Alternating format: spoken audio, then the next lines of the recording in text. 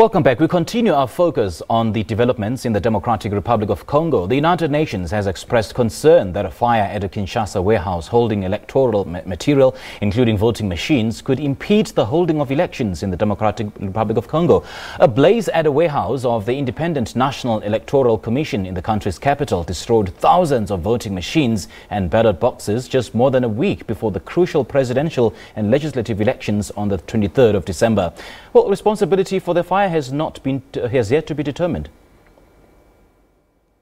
The UN mission we have in the Democratic Republic of the Congo, MONUSCO, reported that earlier today, a large fire engulfed the Independent National Electoral Commission warehouse in Kinshasa.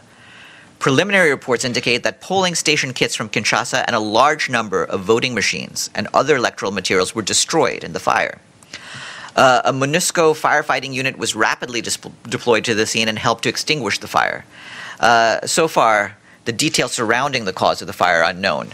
We've been very clear, including through the head of the UN mission there, Leila Zurugi, our concerns about any actions taken by various parties that could impede the holding of elections on the ground. And we are encouraging all parties to assist in the holding of free and fair elections. Obviously, any sort of incidents like this are a cause for concern in that respect. And now we're joined in studio by Africa Analyst Edward Mitole. Mr. Mitole, it's always a pleasure to have you on the Globe on SABC News. Thank you so much for joining us. Thank you, Simpiwe. Thank you for having me. What is your reaction to the fire that we saw earlier? It's a crucial time for the DRC, and there are so many things happening on the ground to try to disrupt the preparations for the elections that are upcoming in 11 days' time. So the fires that are burning now, it's a microcosm of the underlying problems that are there. One of the problems is lack of preparedness.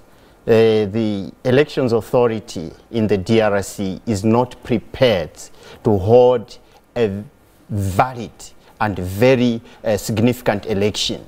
So the fires that are there are coming from some of the groups that are interested in disrupting the democratic process that is ensuing. Who do you think those groups are? You must understand that the DRC has been going through a crisis for 6 decades now, and this crisis has not been solved.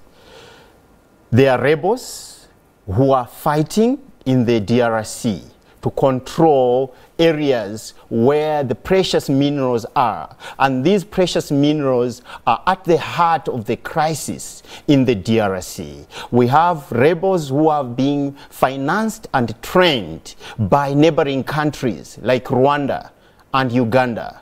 And these rebels have got more sophisticated weapons. Mr. Mitole, I want to engage you more on that particular issue as to how the whole crisis started in the DRC. But I want to take you back to the statement that you made earlier on, that you say that you know that some of the groups are responsible for this fire. Who are these groups? I mean, the opposition and the ruling party have been trading blame. The ruling party saying that it is actually the opposition who was responsible for it, and the opposition saying that it's actually the ruling party, including Mr. Kabila himself, as a ploy to postpone the election and prolong his stay in power.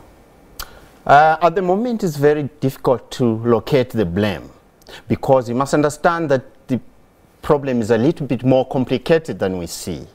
Mr. Kabila himself is being propped up there by some external forces. He has been in power and he has been postponing the elections because he is serving an agenda. Some of the external forces that have propped him up for years are not interested in seeing him go from the political landscape, because he has been serving them faithfully for so many years. The rebels also that are terrorizing the DRC are being supported by external forces also from the Rwanda and Uganda governments. So it's a little bit more complicated. At this early stage, it's very, very difficult to apportion blame on which side of the divide is responsible for the fires. So I can say without equivocation that the crisis in the Congo will demand the coming together of Africans in the country to resolve the crisis, because we might push for elections. But what is an election when the country is not prepared to resolve a crisis that has been there for 6 decades? So I would like to say that at this early juncture, let us look at the possibility of the voters and the Congolese government coming together to the table together with the elections authority to resolve all the underlying problems and the problems that are cropping up now in the run-up to the elections. In as much as President Joseph Kabila will be stepping down in just a few days to come, but will the power dynamics change in the DRC? I mean, this issue, there's calls, I mean, there's concern that he will be transferring power to his anointed successor, Mr. Shadari, saying essentially that he will be in power but out of office. In Africa, there is nothing like a transfer of power, because no leader wants to go out of power. Mr. Kabila has been under pressure to leave the political space, but he reluctantly succumbed to the pressure from the international community and other civil society groups, because he is at the center of the crisis. He has been in power for all these years after the death of his stepdad, his stepfather. People expected him to move and implement some of the steps that his stepfather took to unite the Congo, to unite the DRC. But he has failed to deliver that. And also remember that he was put there by some of the forces that did not want his father to continue ruling in the DRC. And these are forces that are at the heart of the crisis. You must understand that multinational corporations that are in the Congo extracting and looting the resources of the country are the ones that have been keeping Kabila there after the death of his father. Remember that even the assassination of his father has not been resolved. There is no closure on who carried out the assassinations, under whose command. You can talk about any other issues in the DRC at the moment, including the UN peacekeeping forces, rape, torture, and all other things. But the moment you talk about election funding, and we heard earlier this year, the President Joseph Kabila saying that he has rejected foreign aid to run these elections. He's not interested. Should I read anything into that? He's not interested to see a democratic process that would bring in a successor, because he knows that even the anointed successor that he has appointed does not stand a chance of winning. The people are tired. The people have suffered for so long in the DRC. Neoliberal democracy has not succeeded in Africa in giving us the leaders that we need.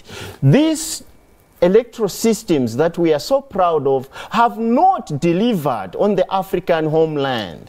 What is neoliberal democracy? This is a democracy of shopping malls. It leaves people who are anatomized and disengaged and who feel powerless at every turn. So it does not save us. The ballot has failed to give us the leaders. It gives us hyenas to look after the sheep. And when the sheep start disappearing, we wonder what is happening to us. Okay. When in fact, it is the systems that we have inherited from the colonial oppressive systems. We don't have much time, unfortunately, but let's shift focus now to Rwanda, where we understand that the Rwandan government prosecutor now wants to appeal the acquittal of fierce government critic Diane Rwigara. It's political persecution.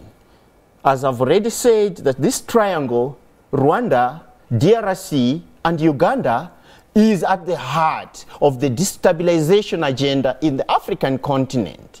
the moment we fix the DRC, that will be the end of all this mischief that is happening in Africa. DRC is at the center. And the people who are financing and mobilizing and perpetuating the crisis in the Central Africa are the president of Rwanda and the president of Uganda. So Mr. Kagame himself is at the center. He's the kingpin. He's the one who is at spearheading the destabilizational agenda in Central Africa. He is persecuting political opponents, and the international community looks the other way because he is serving the international community. What could have gone wrong then? Because Rwanda has been hailed as one of the success stories, democratically speaking, in Africa. But that's what the media would like us to believe, that Rwanda is a success story. When a puppet does the bidding of his masters, he will be idolized. He will be worshipped by the media. The media would want us to believe in Africa that leaders who are busy persecuting their own people, killing their own people, like Paul Kagame and Museveni, are the darlings of the international community. Mr. So Mitole, we tend to worship those Let's leave it there for now. Thank you so much. Leave it there for now. Thank you so much for having me. Appreciate it. Well, that is Edward Mitole. He's an Africa analyst, giving us an update on the developments in Rwanda and, of course, the DRC, as the country will be going for elections in just a few days.